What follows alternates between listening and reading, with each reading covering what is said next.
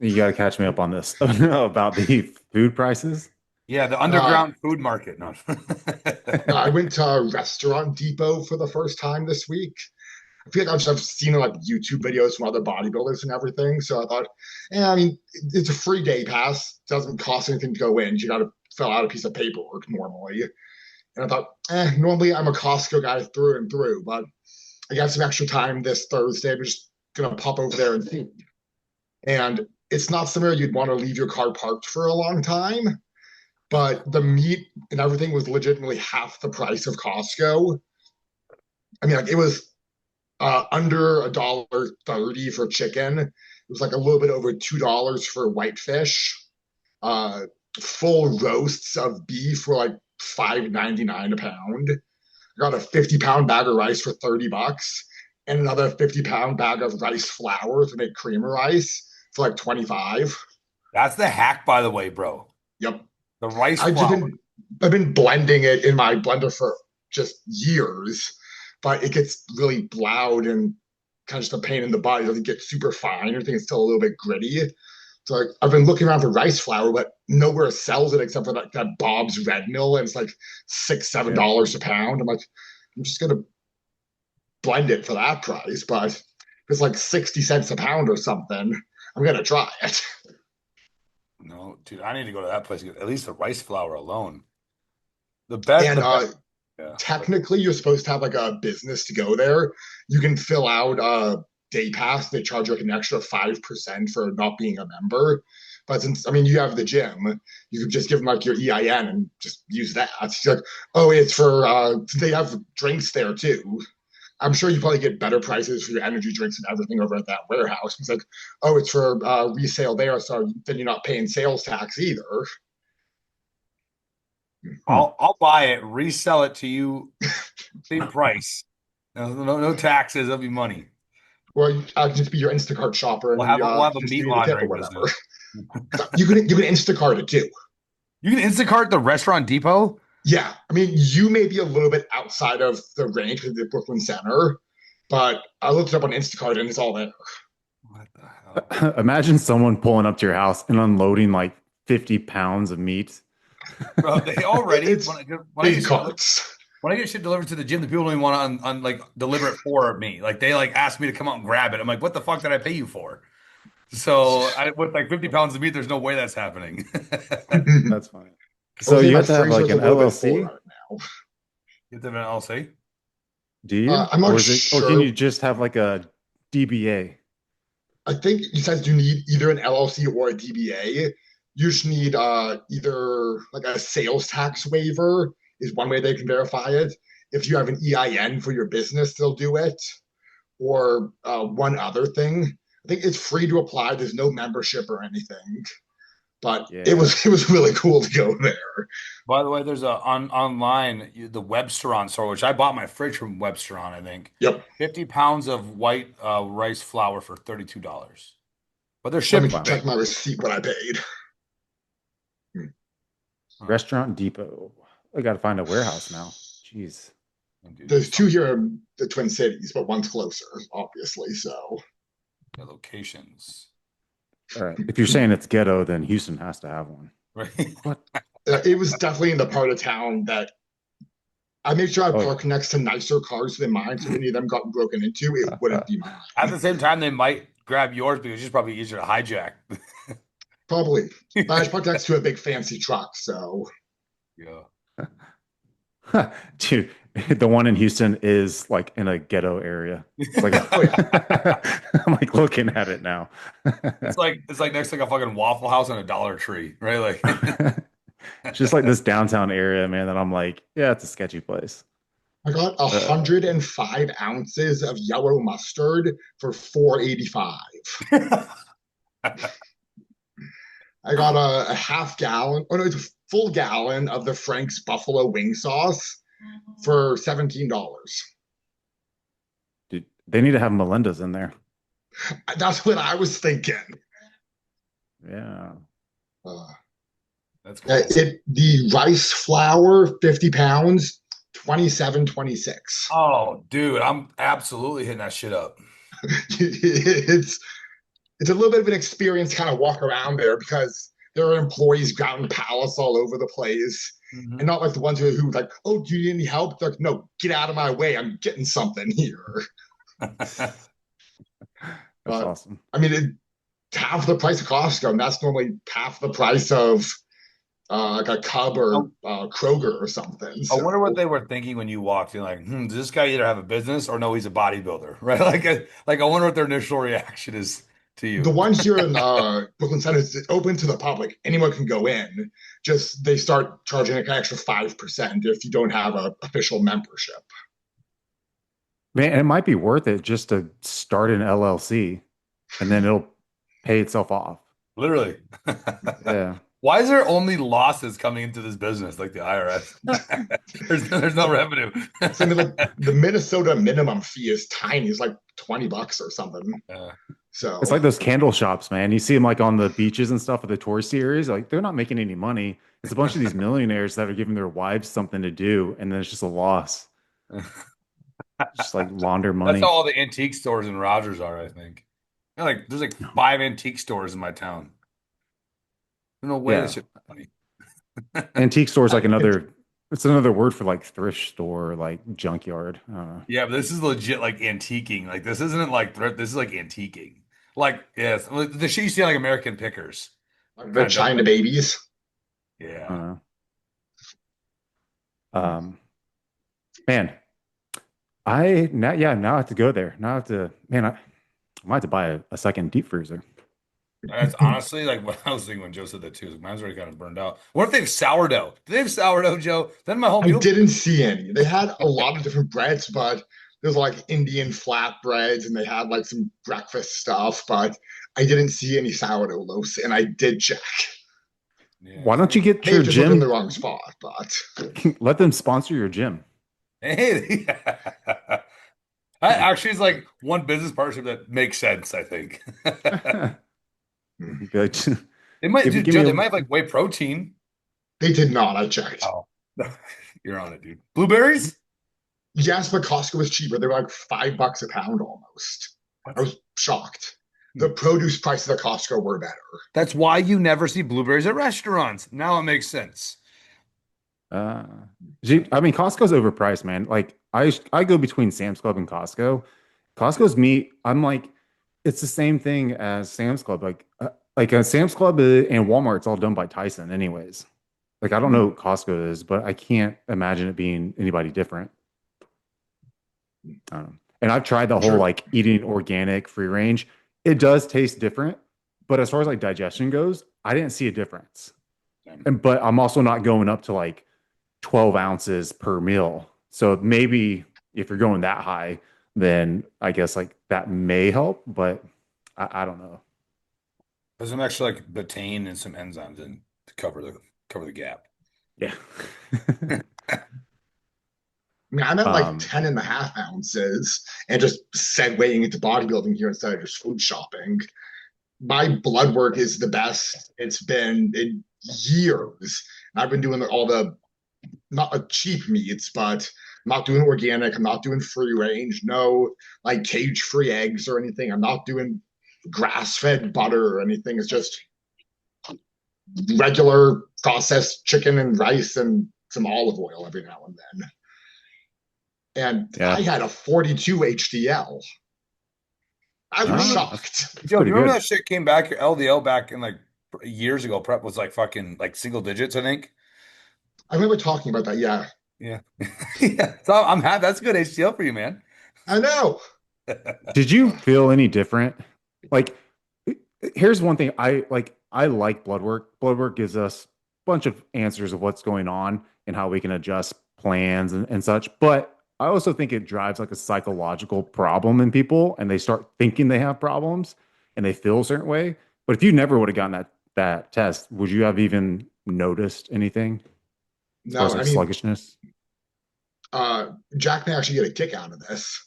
I got the blood work 2 weeks ago, so not it's like now it was like 16 days or something.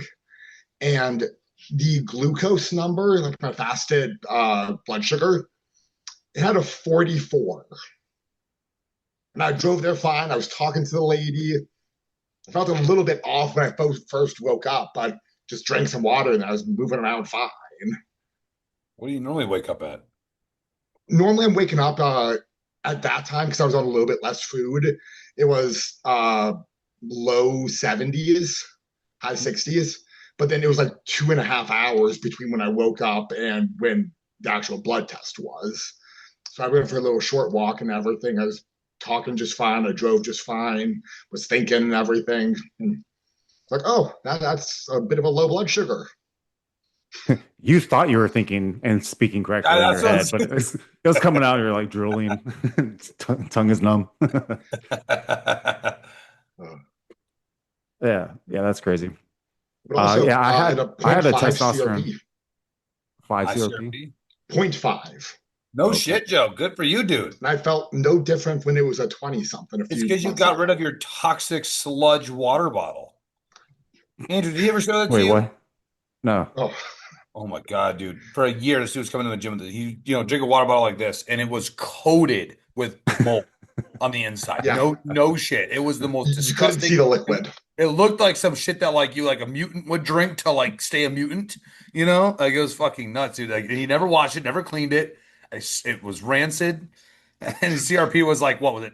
20, Joe? I think that's like a 19.6 was the highest I He's like, I saw. don't know why. I Maybe don't been a know why my 22. CRP is so high. He's like drinking mold. Like body's actively fighting off an infection. It was gross. Got to confuse the body. Yep, we were shocked when he finally got a new water bottle. Yeah, everyone made fun of me for quite a while. Um, yeah, okay, going to that. How long do you guys like go without washing a shaker cup or a water bottle, like an aluminum water bottle? To be honest, I like at least give it a good rinse every time I use it, I think. It- every like I'll drink it, I'll rinse the shit out. Okay. Sometimes I let stuff sit. The problem is though, if I don't get to then it sits. And then I won't use it until I wash it again, but you pop the top and that whole thing. You Gold, smell gold face, right? Like it. I think I've gone like a month without washing it. And I was like, and I looked like on my like in my lid and I was like, oh yeah, I Dude. should probably wash it. Yeah. But I yeah, don't know I what they don't. like those camelbacks with like the little straw thing, how much Yeah. shit builds up, which the Ninja Creamy, that's why I stopped using Ninja Creamies. You ever see the fucking blade, the thing that goes into your thing? You can't clean it. And it's just like, because all like the dairy shit it pulls out just molds, and then the blade's clean, but the shit that puts the blade into it is not. It's disgusting. See, that's I don't yeah, I don't own one of those and I don't own like those soft serves, but in my head I'm like, how many times are people fully cleaning that soft serve thing? It's like those ice dispensers and drink dispensers in restaurants. I'm like, you're not cleaning those things. Like, I mean, I don't even know the last time that I cleaned. I did that little self-cleaning thing on our refrigerator for the water, but um, but yeah, I mean, dude, Oh, the I, restaurant dude. No, I don't want to get ice at restaurants now. Damn it. I couldn't imagine. I didn't even think about that, dude. Not that I eat out a lot, but like, I always ask for no That's- ice. yeah, no, yeah, no, it's for no. I care about that mold, but not my mold, I will, apparently. I will, I will bring my own ice. Crazy. See, it's uh, weird. I don't like too much ice in my water because when I'm at a restaurant, oftentimes I'm drinking the water or the soda pretty quickly, and I can drink it faster if it's not freezing my teeth. So I ask for no ice. It's better for hydration too, technically. Be more room temp. oh yeah, I was about to ask that too. I'm like, there's people that only drink warm liquids to help with digestion. I know that's like super big in like Middle East and Chinese and all that stuff. Well, in the Middle East, it's 'cause Uh, they literally can't keep it cold. they don't even have The refrigerators there. fucking desert. Oh, damn. I don't have my ice water. I've seen those travel channels. I've seen how they cook and put their There's hand in some the guy like buckets. stuck in the middle of the desert. He crawls, finds the mirage, and it's actually water, but it's not fucking ice water, and so he can't drink it. Now, I feel like ice water, like when it's super, super cold though, I feel like it slows down digestion and then I start getting like bloated after meals. Mhm. So Well, I mean, your body has to like warm it up to like make it do its thing, right? So Yeah. I have the I same issue. know. It's like growing up doing sports. I'm like, my kids don't understand. Like we used to have that trough where like the hose connected to the PVC pipe and it's Oh just like yeah. holes in it. We're drinking like cattle, and it's like hot in Florida. And it's just like burning your mouth, and you're like, should I drink it? Should I not? And then you like get diarrhea because it's so freaking hot. Man, it's just yeah, bad. That reminds me of the movie Idiocracy, where they're like watering the fields, but it's like the Gatorade shit coming out of it. Um, okay. Uh, so last week I had to cancel. Stupid stiff. Um, okay. How was your 4th of July? Good. I went to the Dells, Wisconsin Dells. You ever heard of it? No. No. No one outside the Midwest knows what that is. Yeah, it's like a massive the whole like city is like a bunch of like resorts and water parks, indoor and outdoor. Made out of cheese? You know, you'd think so. That's- The people are though. But no, it's like there's a lot of water parks and like go-karts and stuff. It's actually super dope for kids. But I didn't see one fit person there for 4 days. So unsurprisingly so. But yeah, it was good. It was good. yeah. What'd you do, Joe? I did absolutely nothing special. I trained at the gym in the morning, and then that's pretty much all I did all day. It rained a little bit in the evening, but I wasn't doing any fireworks. I was asleep by 9 p.m. like normal. Nothing special for me. We bought these little spinner ones, and my wife kept trying to like light like 2 to 3 of them on fire every time so they can like battle each other, like little battle bots. Mhm. And like that package had a few duds in it, but my kids were like trying to go light it, and I'm like, no, like you guys are gonna like blow your hands off. But um, yeah, that's all we did.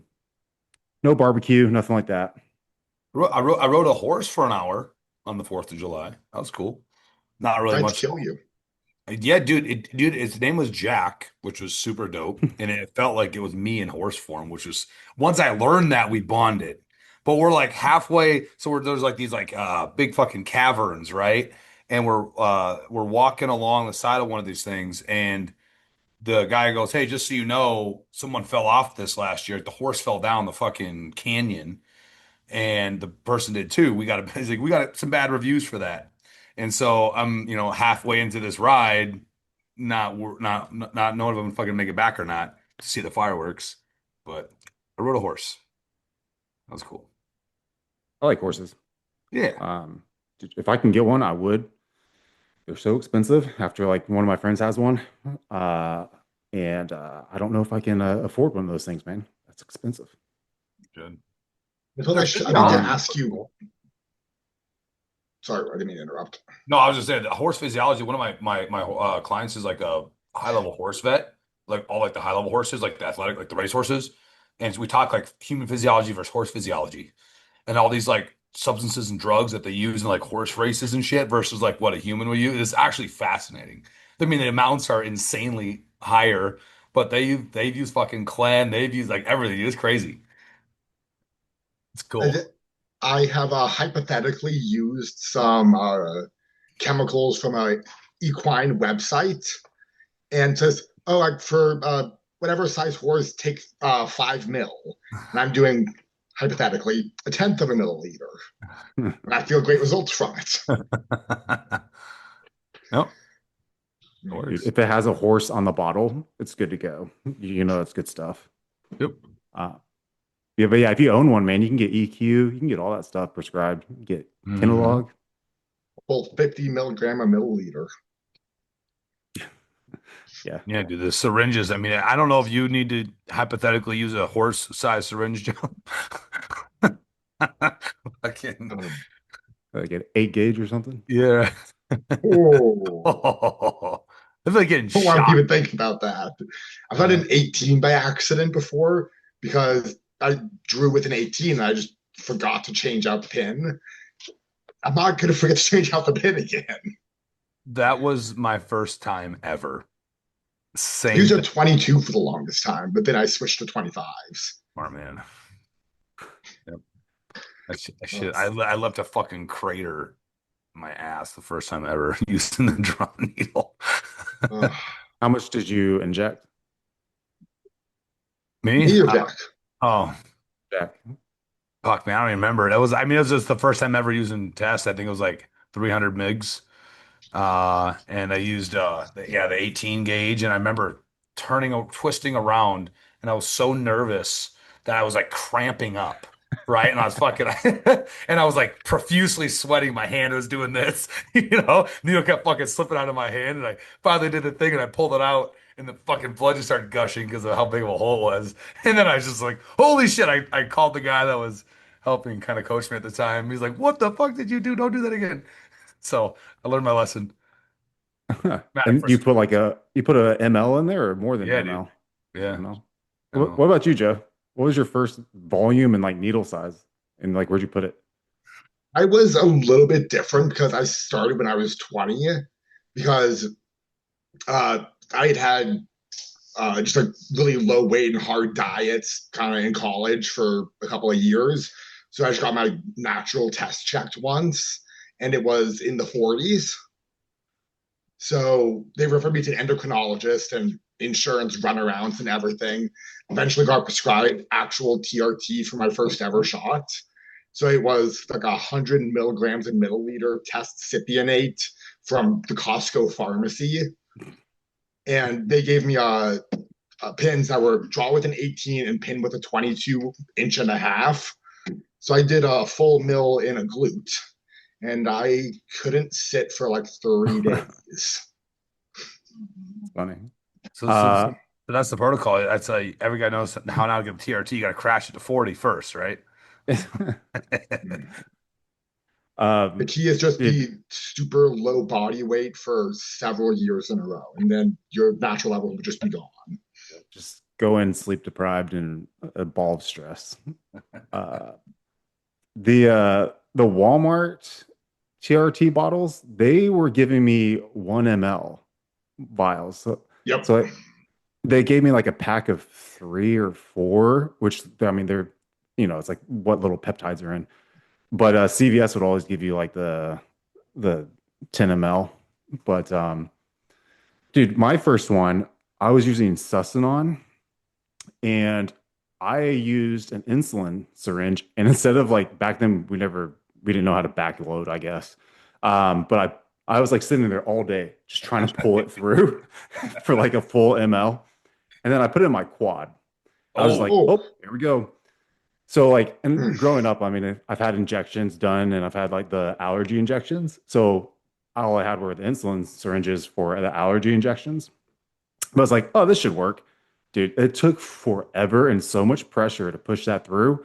My leg was so swollen from just me pushing that down. But dude, that was the worst. And I was like, dude, this freaking sucks. Like, why do people do this? I And hit I was my like, well, sciatic.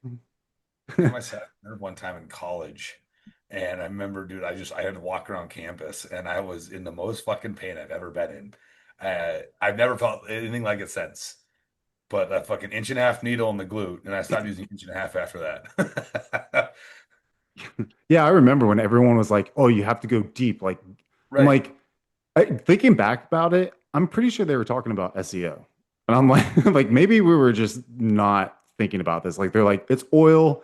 Let's make it like SEO. Let's go really deep in the belly. Yeah. Uh, What but much yeah, unnecessary damage I caused by doing that shit? It's like 20 gauge, 21 gauge, inch and a half needles, bro. It's bad. yeah. they call Why are me a people losing their lats? Yeah, right.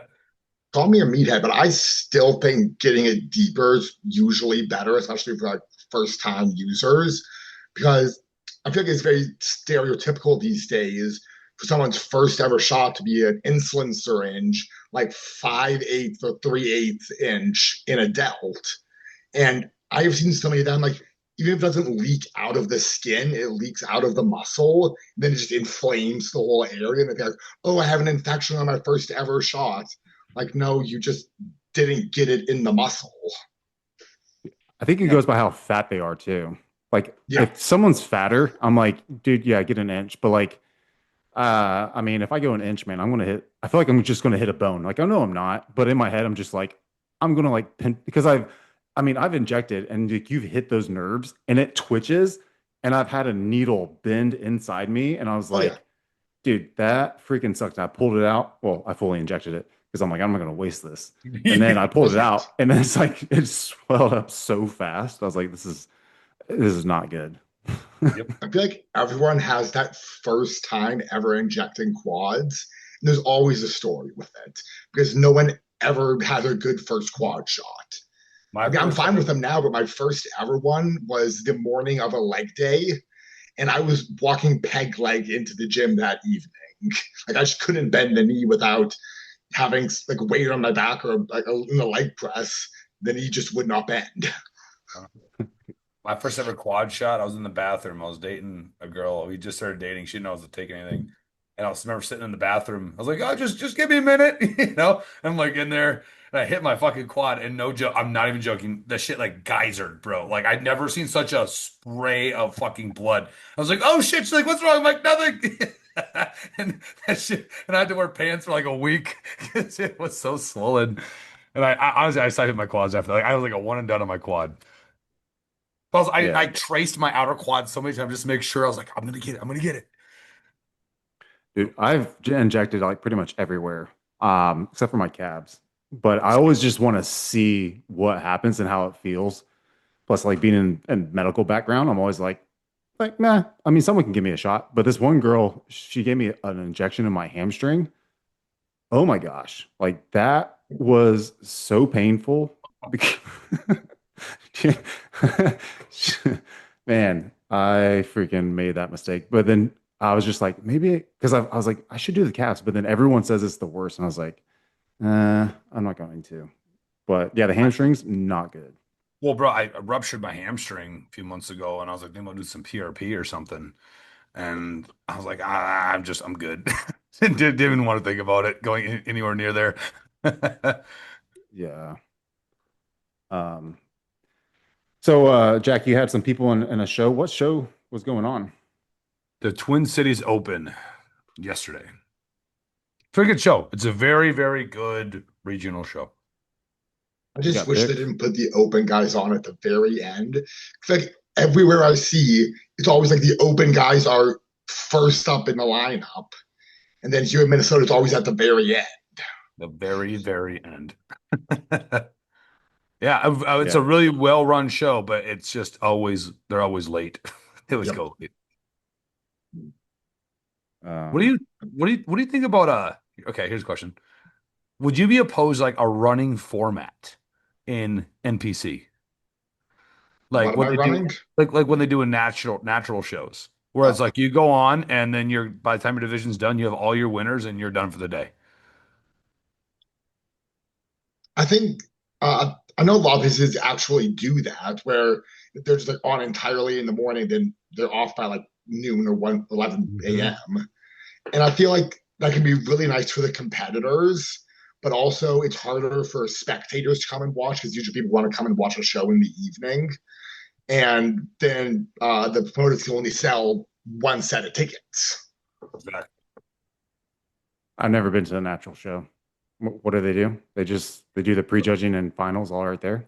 Yeah, exactly. So yeah, so bikini's on is like bikini. They do like the classes, and then they send them off while they like bring on the next class. And by the time at the end they do the like finals all together, like they determine the winner and get the trophies, and you're done. There's no prejudging finals. I don't. I to me, as from a coach's perspective, peaking someone for it, I don't hate it. Obviously, there's not two sets of tickets, but and the shows are typically they like run lengthwise about the same amount of time, but they're like just done different times of the day. Like the show last night was done at 9:30, almost 10. And so you can't really go anywhere after that, do anything, right? Just ready to go to bed. And as a coach, I was up from like 4:30 until, 10 coaching. So it's a long day. Yeah, I would like that for like certain divisions, like bikini. Yeah, right. Yep. Like I can't stand going to a show especially the NPC IFBB shows, and then they're still getting finished with the NPC finals, and then before the IFBB come on, and I'm just like, dude, why? Like you're like an hour late, and I also don't like the speeches in between. Like the Dallas Pro, they gave like this whatever award. I understand you want to celebrate people who have been in the industry, but I we don't need an hour speech, man. Like didn't Lavroni give like some huge speech one time, and it's just like it just takes forever. Like I don't know. That stuff I'm not the biggest fan of. But yeah, the shows, man, it's just there needs to be better scheduling and I went to um I had a client compete in the Whitney Jones Classic a few years back down in Arizona, and they did prejudging, and then they did a natural show in between prejudging and finals at the same venue, at the same like on the same day, and then at night they did finals, and so the finals started like 3 hours late. We were standing outside in this like late, I think it was August, Arizona heat, and I brought my like she was like 1 years old at the time, and like my 4 year old. It was brutal, bro. For like it was like 100 plus, and because they tried to cram two shows at the same venue on the same day. So that was horrible. And everyone finished at like 1 a.m. or 2 a.m. It was horrible to hold a peak. what so there's like a 3 hour difference between prejudging and finals for them? So TCO last night was like yesterday finished off at 2, finals was at 5. But at this Whitney Yes. Jones, they finished it early to try to cram a natural show in. How do you peak for that? I feel like It's a whole thing, dude. So basically, like I obviously have the morning. I'd have to kind of try to project obviously the stage time because I had competitors, men's physique, bikini, and bodybuilding yesterday, and so I had to kind of project their stage times and then come like in a way almost try to recreate the morning with some adjustments. But yeah, it's like double peaking. But now they've also had different variables like the amount of food they've had in them already versus in the morning, right? Like and they've exerted and sometimes they're a little tired. It's just a whole thing, right? It's definitely an art form. It's hard. wait, those are natural or enhanced? Oh, enhanced. Yeah, yeah. Okay. So, um, Enhanced is easy. Natural is easy because just like you kind of just know your stage time roughly, just run the peak for that, and then they're done. yeah.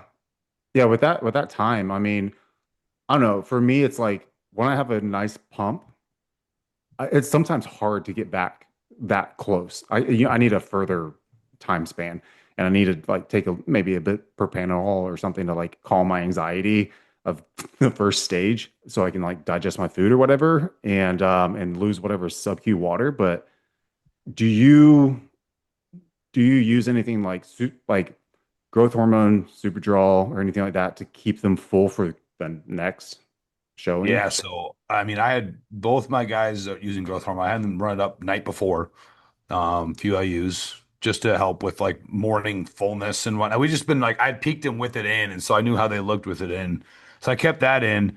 And then in the morning, I had them do all their metabolic stuff, so their thyroid, the clen, Anavar, and then I had them keep Superdrol for like an hour before stage. Threw in 20 migs an hour before stage and just like let it ride. And that was nice because I didn't really have to run a crap ton of carbs like that, like hour, even up to 2 hours before. A, I had them sufficiently filled. B, just like a little, like a touch of water, like 4 to 6 ounces of water, quarter teaspoon of salt, some super draw pump formula. They were looking gnarly. It's cool seeing that shit come to life. Yeah. And then I had them run that again in the evening. Oh. All for Yeah. your bikini athletes, right? Yeah, I would take some right. super draw right before they go on Dude, I stage. mean, not even joking. It crossed my mind. I'm like, what if? Oh, I mean, Probably doesn't hurt. what's his face throw in some training stuff for the bikini girls? Yeah. There's a lot of what's his faces that do that shit. Yeah. Yeah. No, it was fun, man. Uh, I kind of liked it though, because honestly, depending on how long they're on stage, like especially the bodybuilding with all the poses, especially if a guy does a couple of classes, they're like usually pretty to your point of getting the sub Q water out and like they're like pretty good by the time that's done. And then they're ready to kind of do and fill the whole next day. this is the show. Yep. Yeah, so that's Kale. He did men's physique. He got second. Nice. Yeah. Yeah, as good as it was actually his first show ever. He was really happy. That was Courtney. Yep, she was I conditioned. Dude, one thing I this looks so poltergeisty. their stances. It like it just looks like it hurts to stand, and especially when I those heels. don't know how That's they all I do can think it. about is my hip. My wife poses all of them, and I don't know how they get into those positions. I can't even turn sideways, much less what they can do. And that was my guy Rob. He won Masters 35 and got second in open heavies. Yeah. I Yep. have even better shots I'll probably post up the next couple of days of like their actual stage shots. They did by my stories and stuff. Have you ever used the tattoo cover up? No. Oh, okay. I've used it once on a guy, and it like blurred his lines even more. So I was like, this isn't the greatest thing. But it's Well, like so whatever maybe it's gotten better by now, but this was a few years ago. So I don't know. Rob there, yes, he's the one in second from the middle there. He actually has a torn left bicep. Like it's like super torn. And then he proposed to his girlfriend after, which was cool. Wow. Uh, but yeah, he has torn left bicep, but his whole left arm is tatted. Yeah, right there. That was him waking up. And Didn't Oh even wow. see that. yeah, right, right. I Like kind of hides it. I saw it as soon as I looked. I Yeah, was like, yeah. whoa. But his arm, like, I mean, looks good. He's got good arms and everything. But yeah, can kind of can't really fully tell on like his back shots. Uh, Hmm. nice. Yeah, really good. That's good. Yeah, good conditioning, good fullness. Yeah, peaked him Uh, pretty good. so you only had like you didn't have like a bunch of different people uh in the same Class. category in class. Yeah, Yeah. yeah, correct, correct. Yeah, I honestly, I kind of coach all. I coach all divisions. Yeah, And that's I'll good. usually have any one show. I'll probably have like two or three divisions and like a competitor or two in each. And I usually stack like five guys in classic. Yeah. Some guys like only men's physique or only bodybuilding or only bikini, right? Kind of coach everybody.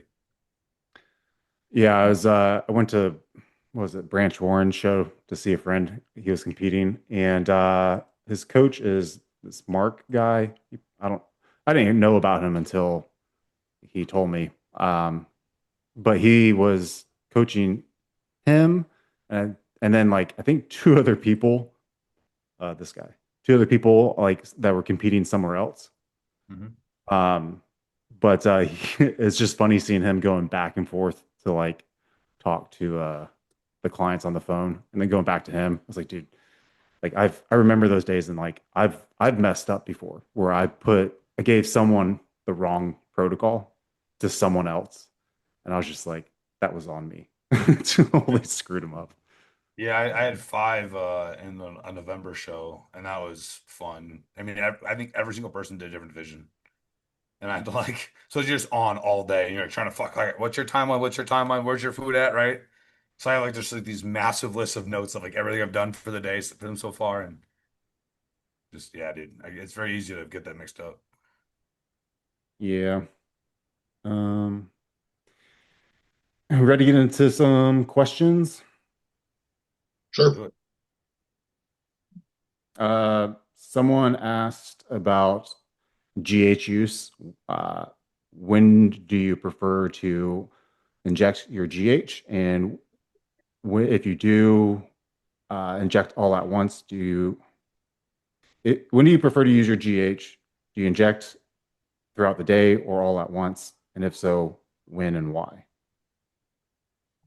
Joe, what's your take?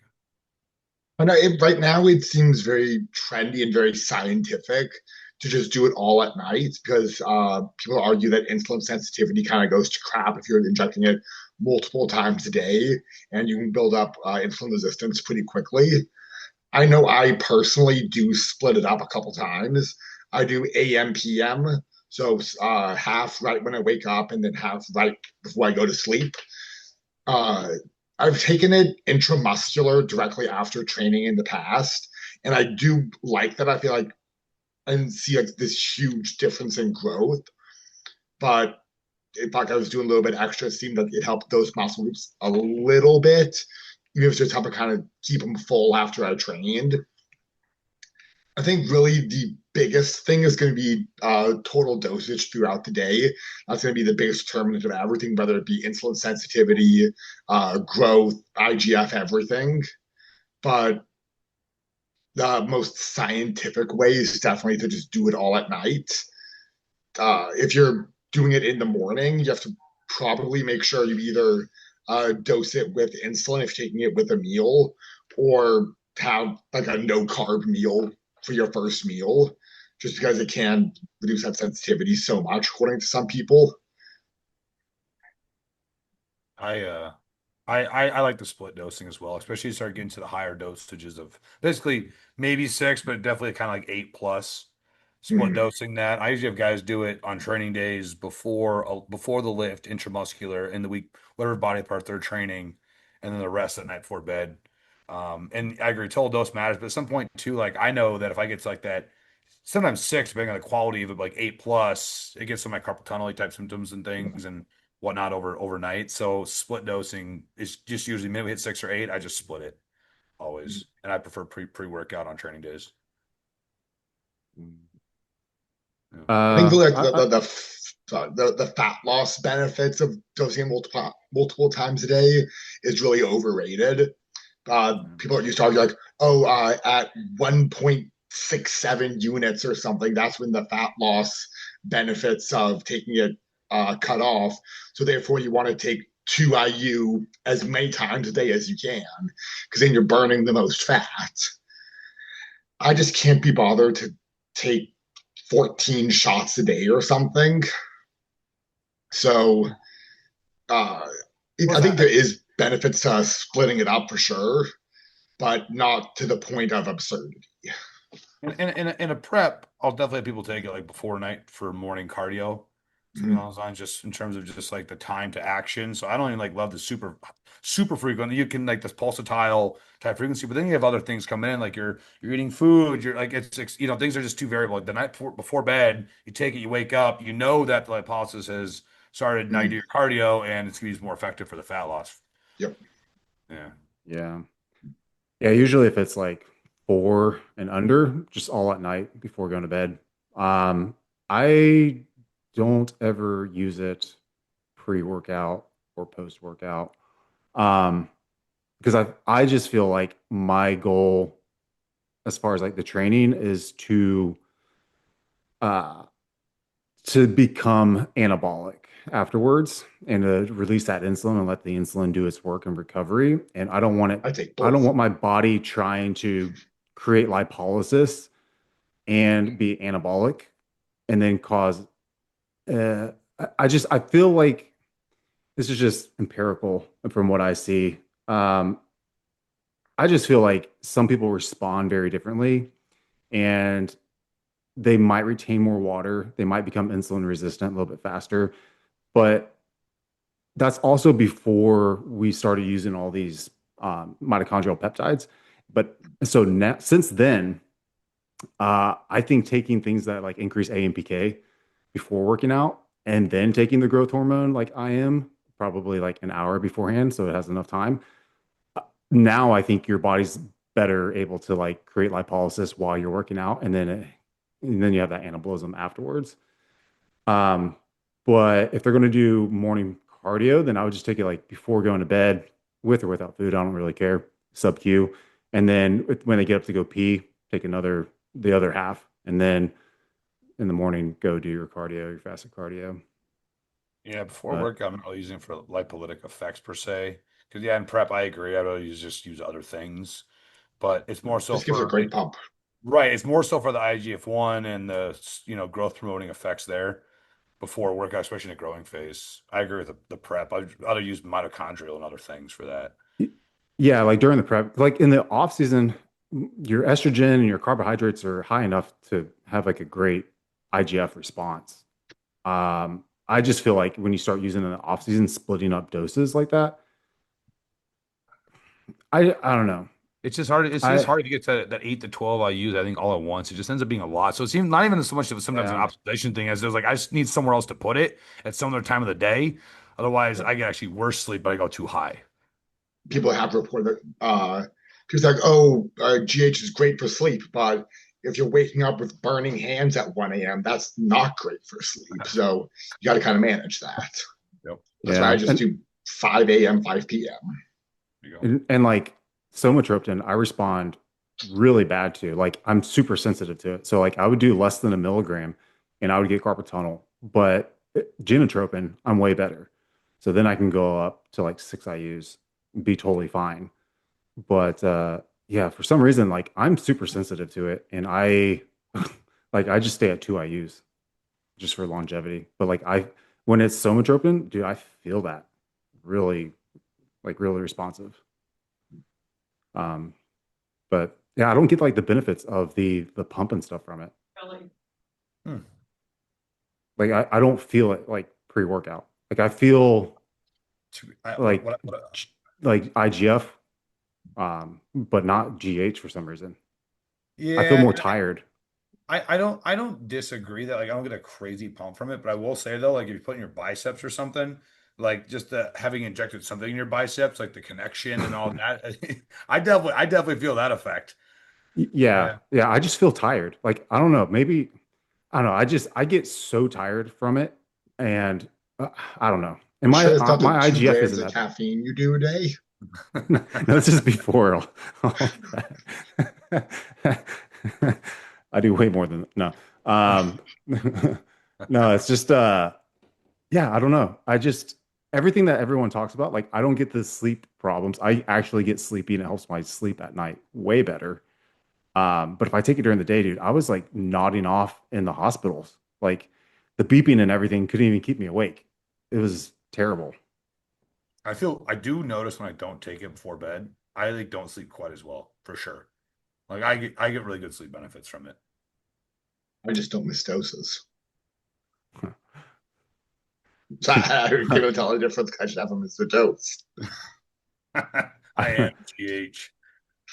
Dude, last night I took the sleep blend from Amino Asylum Oh, I or like that stuff. whatever they're called now. But the problem is I also took 20 milligrams of melatonin orally and I Oh, forgot that I did because I pre-do my pills. And this morning, dude, I don't think I've ever slept in past 7, like in a very long time. I woke up, I'm like, why am I so groggy? And then it like dawned on me whenever I like was looking at what my pills this morning. I'm like, oh yeah, I did take melatonin. you know what's worse than that? Taking that sleep blend from amino asylum and modern aminos, taking too high of a dose, and that injectable GABA hitting right when you're trying to fall asleep. That'll wake you Yes. up real fast. Dude, I sweat and I start like breathing different. I, Oh, I like, freaking hate it. like Yeah. it's rough. Dude. Um, crap. Where's the other questions? The other question was, uh, do you use intensifiers during training? And if so, when do you use them and what type of intensifiers? I haven't, I mean, maybe at the end of like a growth phase, I'm trying to eke out just a little more stimulus for whatever reason. Definitely not in prep. And I just don't think people push their sets hard enough. And honestly, when I get to like a good failure, thinking about tons of intensifiers, I can like literally feel sounds crazy. I can like feel the like lack of stimulus that I would receive from that. You know what I'm saying? It's like when you like no fucking food and you go try to train really hard, just like this isn't productive for me anymore to grow. And so I don't prescribe them a lot for people anymore. I used to do it if to get someone's intensity up if I feel like they couldn't push themselves, but I just started making sure they push themselves first. So Do you yeah, do like drop sets or not really. no?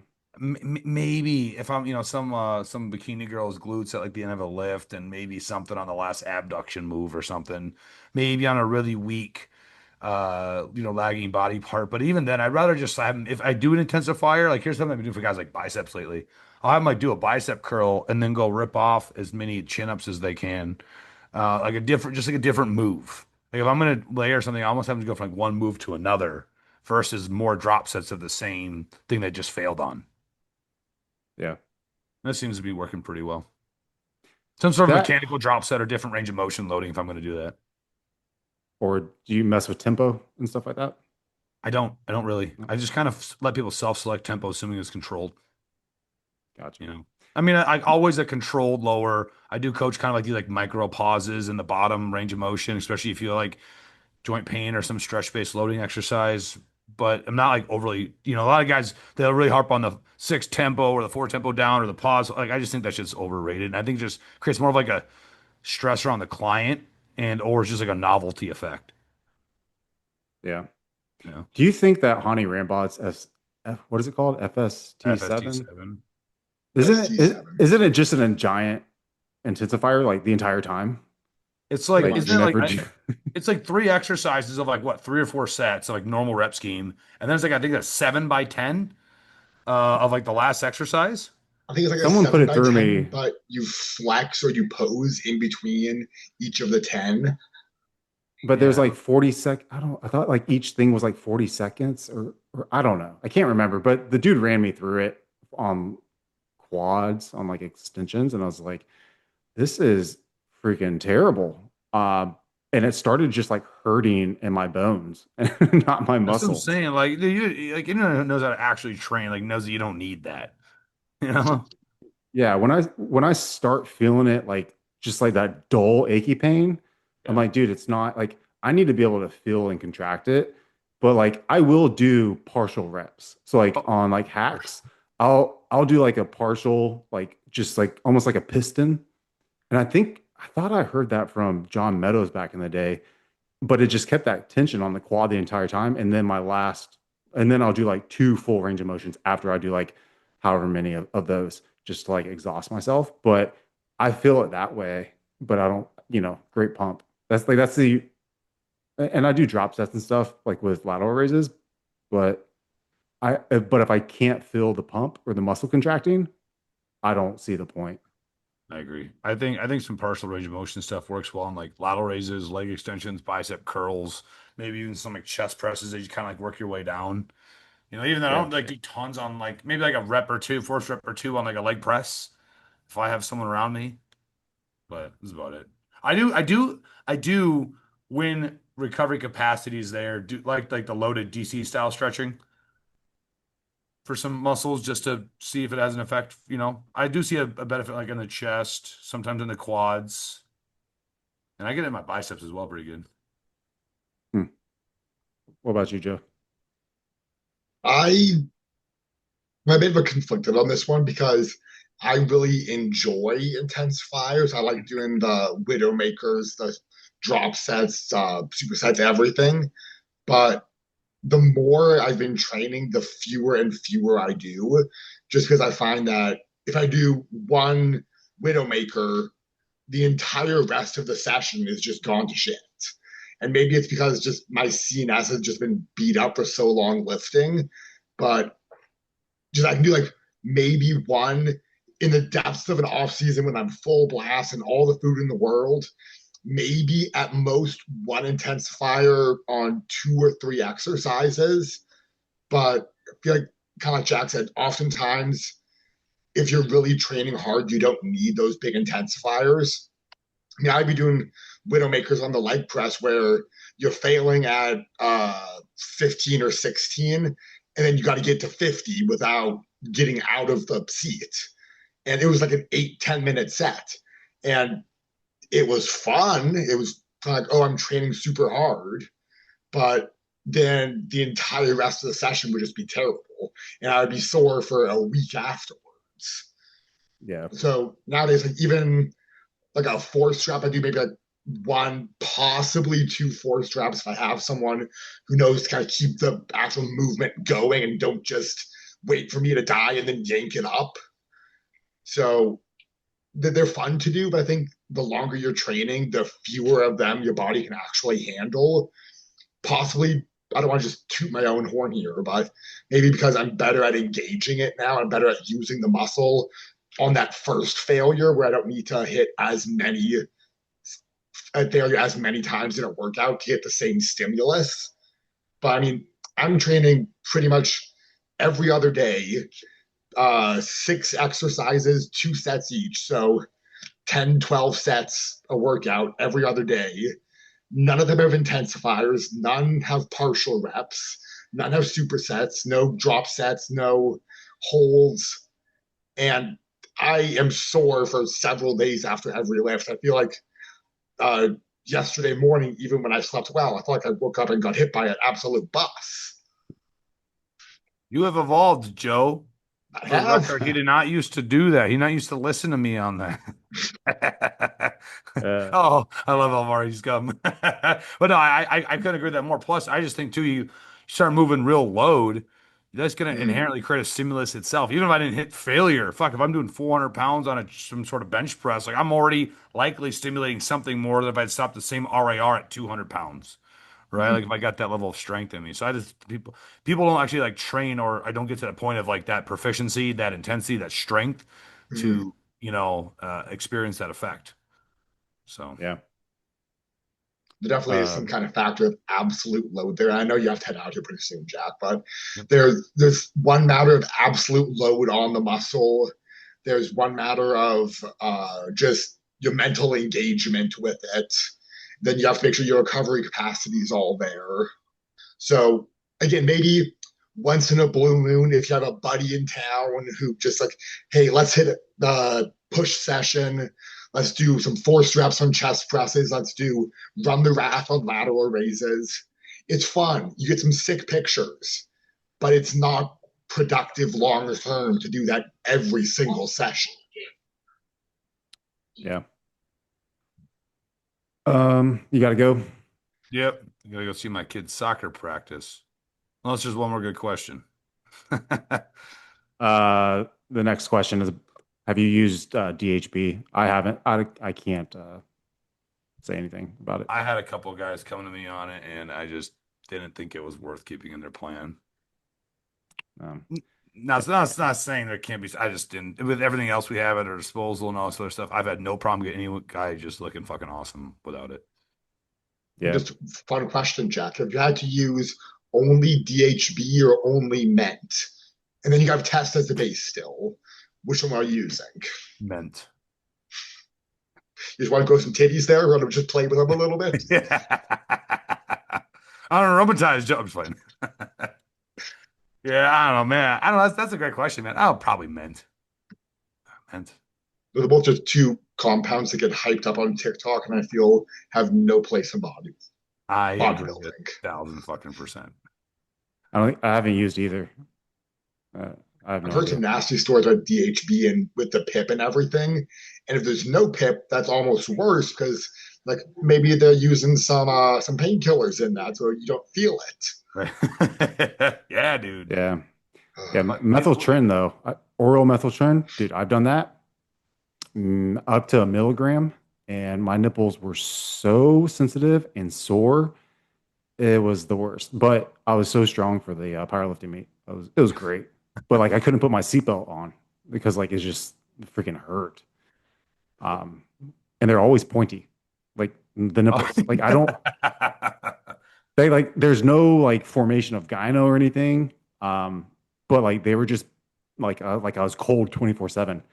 I'm like rubbing them the entire time, trying to like warm them up and get them down. But then it hurts. I don't know. Yeah, that's why I would never want to run a marathon, bro. I don't don't run a marathon after you do that. I just Nipple think tape. about Andy from The Office. Yeah. Because like we have to like tape his nipples because the jersey was rubbing them raw. Uh, Oh man, that reminds me. This guy has some mad titties at the gym, and he wears the shirts to where it kind of like cuts in, so they like poke out to the side. I'm like, they're like the slopes too. it's so low. Nuts. I had to like double I take. Like, I remember I got called out at a gym back when I started training because I cut my cutoff too narrow, and one of the old guy comes and goes, save that shit for stage, you know. So that's why you told me to put our shirt on at the gym Yeah, today. yeah, that's from a traumatic experience. it's funny. All right, we'll let you go get your Awesome. viewing of your My daughter's soccer soccer. practice. I Awesome. appreciate it. Awesome, guys. We'll talk to you later. All right, later. All right, Joe. Um, I guess running off of GH, someone asked about how to manage water retention on GH naturally. like manage it naturally. I find that usually adding in a bit more potassium and taurine can go a long way. People get really scared, like, oh, I'm on telmisartan. I can never eat a single food with potassium in it. Otherwise, I'm going to go into heart failure. And I find that making sure you're getting a relatively high potassium diet, like even adding a quarter to half a teaspoon AM and PM, and I find water retention goes down a ton. And then taurine helps a lot with lower back pumps. I know one morning I forgot to take it, and then just walking around outside, I was like, oh, oh, I can feel it.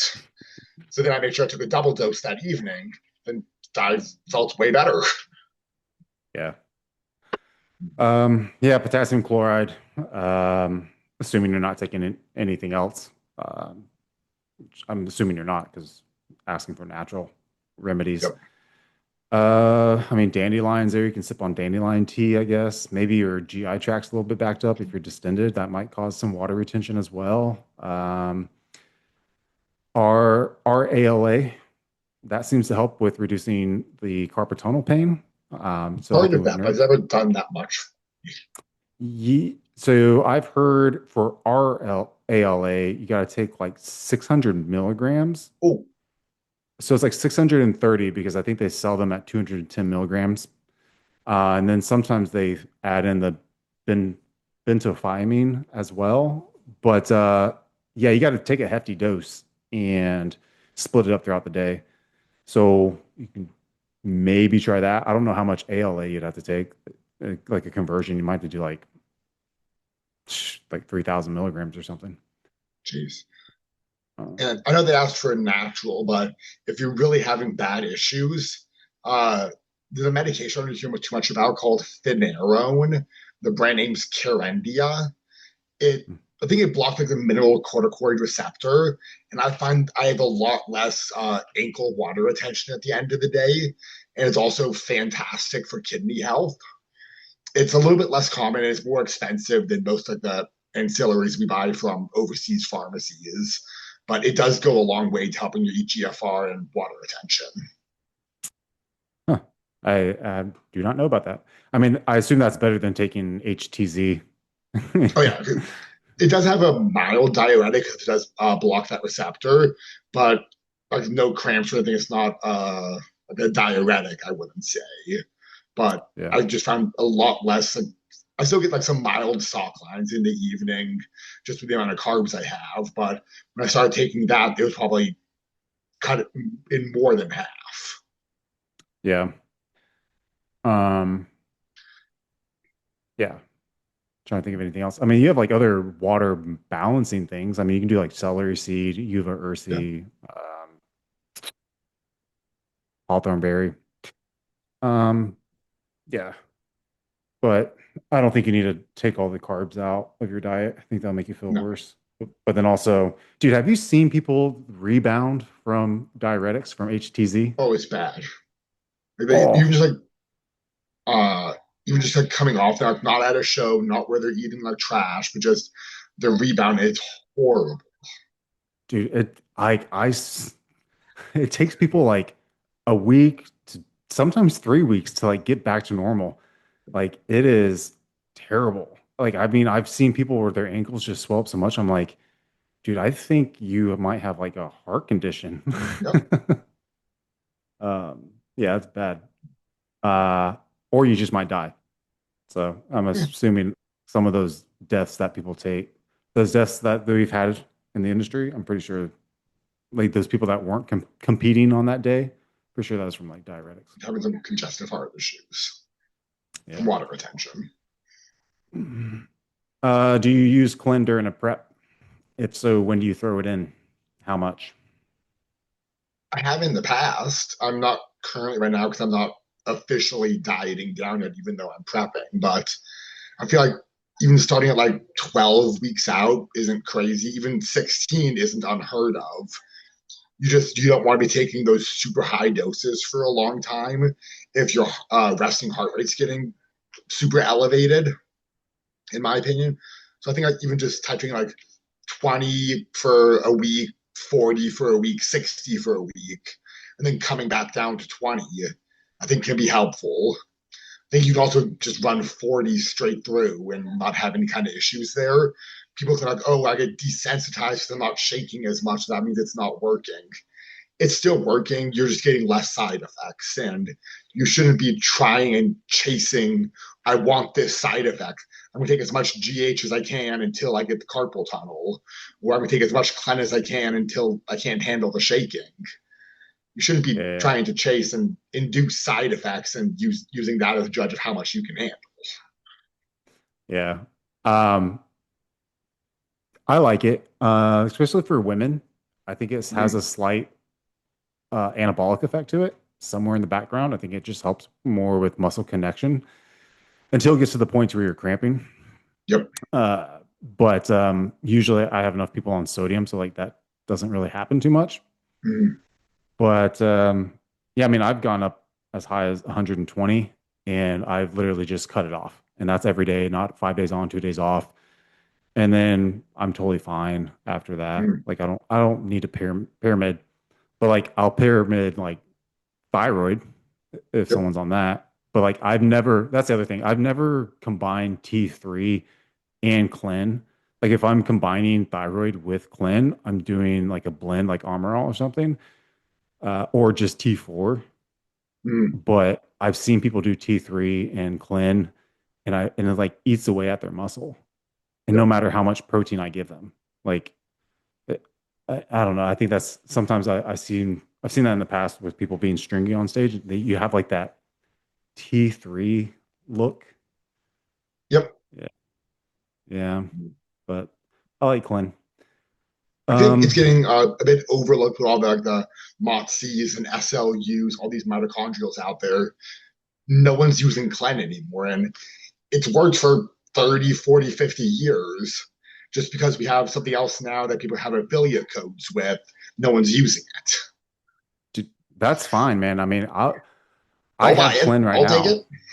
Yeah, I mean, I have it on hand because there are days where I use it. It's great as a performance for endurance and speed Mm, and power. So I love it using it. And whenever I take it, I'll do 40 to 60 micrograms, just depending on what I'm training that day. But like using that plus SLU plus MOTS, I mean, you don't yeah. have to. Not I either mean, or. You can use them all. yeah. And I think we're going to run into that. I think you're going to start seeing them stacking the old school stuff on top of it. And you'll be like, oh, this Yep. is great.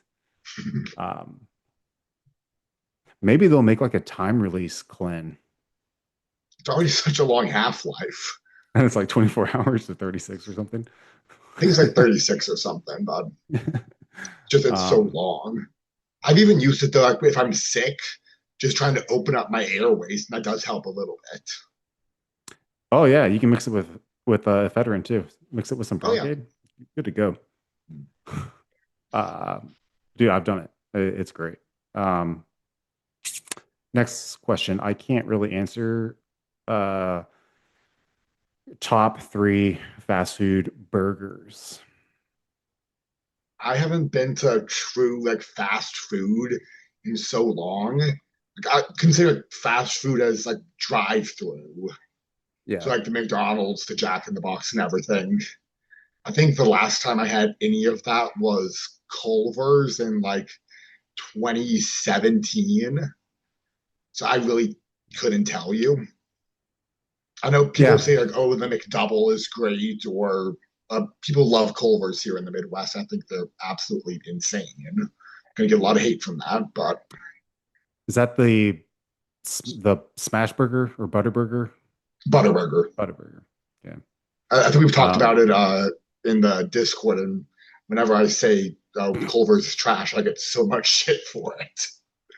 yeah. I think I've been there once whenever it like newly opened in Florida. Everyone was like Yep, craving about there's like cheese tater tots or something. fried cheese curds. Yeah, my kids wanted to try them because their friends had them at school. So, Oh, um, dude, based on memory, I remember Checkered's burgers being great. I think the most recent one I've had was Wendy's. Had like their just regular burger, but it made me sick. I think it's just like too much fat. Yep. And then I've had what's the other one? The California one, um, In and Out. Yep. But dude, if I was like a fatty, I think I would definitely go with Checkers or Rallies because I remember their fries being like so greasy. They'd be like at the bottom of the bag would be translucent. Yep. Dude, it's nuts. I don't know how people eat that day in and day out. I don't get it. You're like, oh, like fast food is just like a normal meal for me. And it's just maybe I'm too far gone into the fitness industry. But number one, why are you going out and spending $20 on lunch every day? That is a horrible budgeting decision. I know And you got also, Restaurant Depot. exactly, it's like just a bad financial decision, stacking it on top of a bad health decision, and it doesn't even taste that good. Yeah. I mean, I remember the lines at In and Out were so long. So it's like not even fast food. I mean, they are pretty fast, like Chick-fil-A and stuff. Yeah, I haven't even been to Chick-fil-A. Never I don't even been. know No, I went once on a college tour several years ago because they flew us out here in Minnesota because I was from out of state. And while they waited for all the flights to get in from all the other out of state students, they just dropped us off at Mall of America. And my group wanted to go to Chick fil A. And it was just meh. I mean, my kids don't even like it that much. They prefer Wendy's and like they'll eat their chicken nuggets and maybe their fries, but like someone's taking them to McDonald's and they don't eat their food. I think like maybe they'll eat the French fries and stuff, but they don't finish them. If Um, someone put like a gun to my head today and said, you have to go to a fast food place, I'm going to Dairy Queen because I want a Blizzard or a Dilly Bar. oh, Like, Blizzard. I'll have a hot dog while I'm there or something, but Get them to eat now. I just want ice cream. Get my cup. Dude, Blizzards and what's the other one? Sonic. Dude, Yep. I can't. It's hard to believe how much How many or how many calories are in one calories of are in those? that thing. Yeah, dude. I'm like, Lunch. man, if we used to get um Sonic milkshakes or whatever they are, the Oh, yeah. whatever they have as like a refeed, because it's so easy to slam Yep. 1,800 calories. Oh, But that's what a light one is 1,800. Usually over 2K, I think. oh, I know like in high school, so not that long ago because I'm young, but my football team, we sold discount cards for our fundraiser. And the two like best ones I tried to talk up to every house were buy one, get one free blizzards. So that was dangerous because I was like, oh, I'm going out with a friend. I'll buy yours and then I'll get a large Reese's one too. That's like 2,800 calories. Shit. And then it was Dickie's barbecue pit, where if you buy a okay. drink for like $1.50 or something, you get a free barbecue sandwich. So like That's what's that's up. just a fantastic deal. I'll go and spend $1.50 and get a root beer and put ice cream in it, and then Yeah, just yeah. the fattiest barbecue sandwich out there. That was my Yeah. pre-football practice meal many times.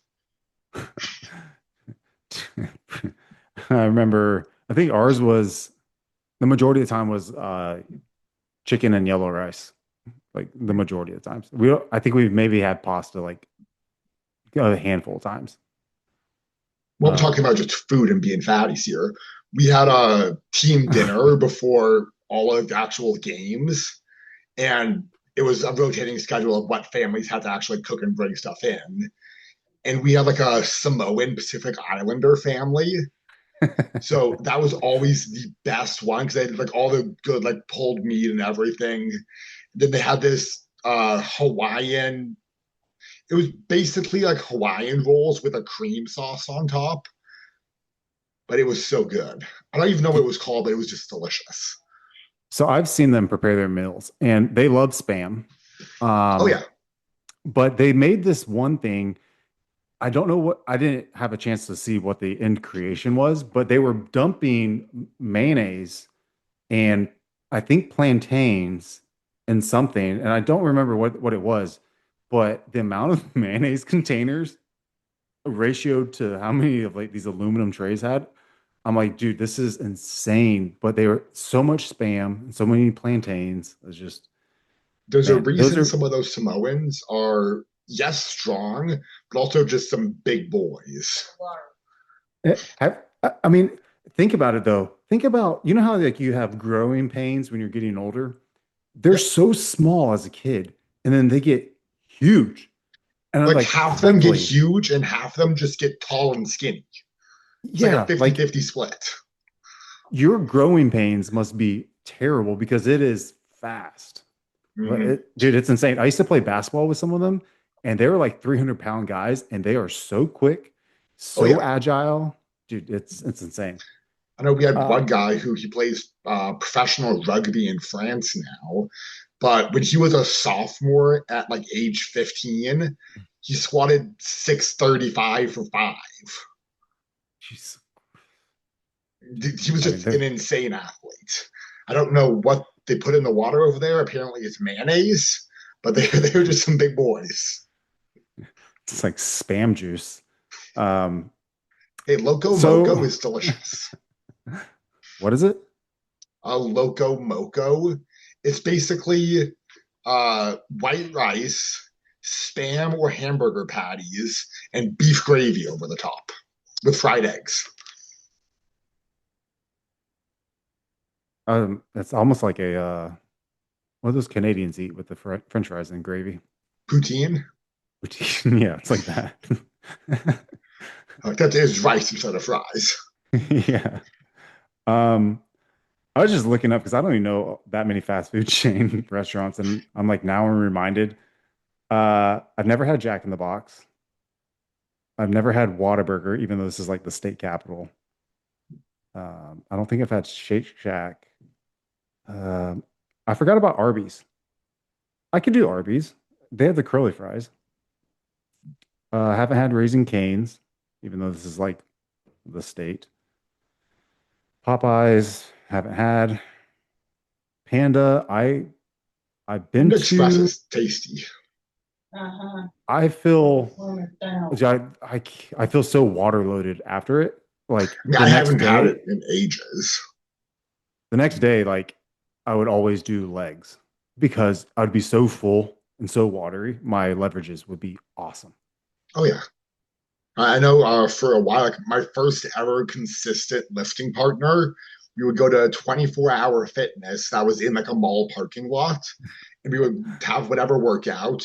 And then we would walk down to the mall food court and get a big thing of chow mein and then broccoli beef. Never, sometimes orange chicken if we were treating ourselves, but normally the broccoli beef because it was a lower calorie menu item. It wasn't the full fried. That's because there was half as much meat because half the entree with broccoli.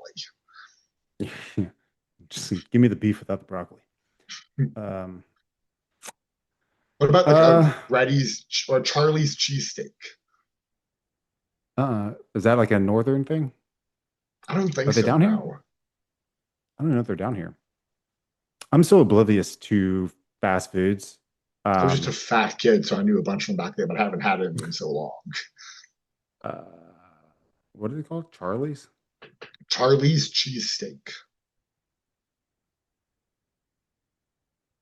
So they're like mall food court kind of place.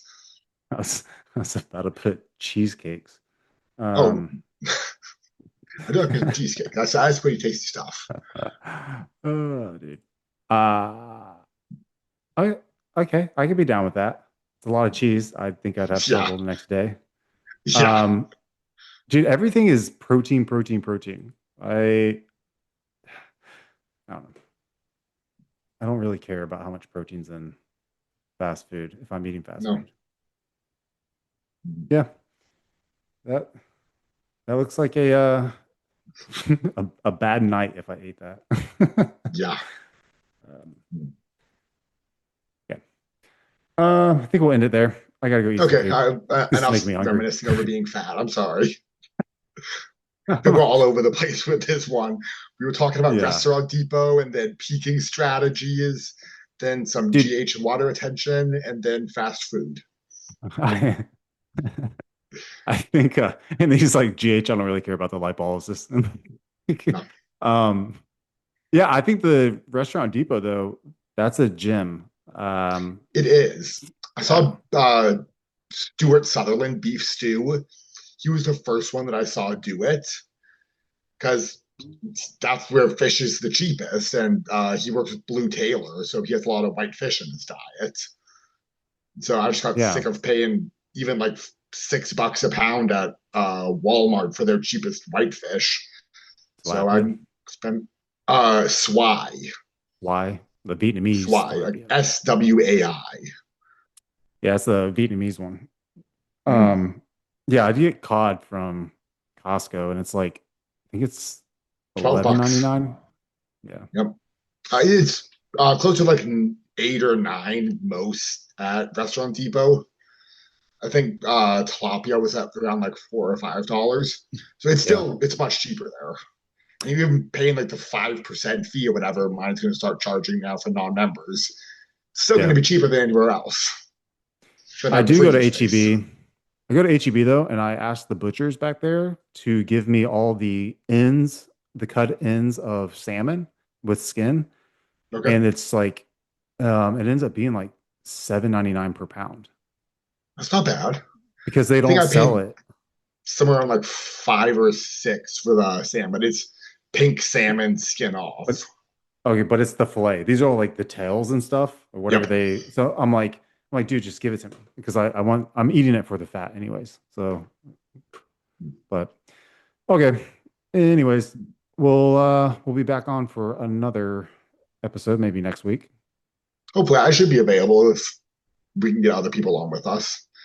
I feel like people Yeah, get sick of me talking sometimes, but no, it's good. Yeah, maybe Mike will be back on. Maybe I'll ask what Tom Schulster's schedule's like, and that Mark guy, he'll come on if he doesn't okay. have a show. And yeah, we'll see if we can get some special guest on here. Sounds good, brother. Always good talking with you.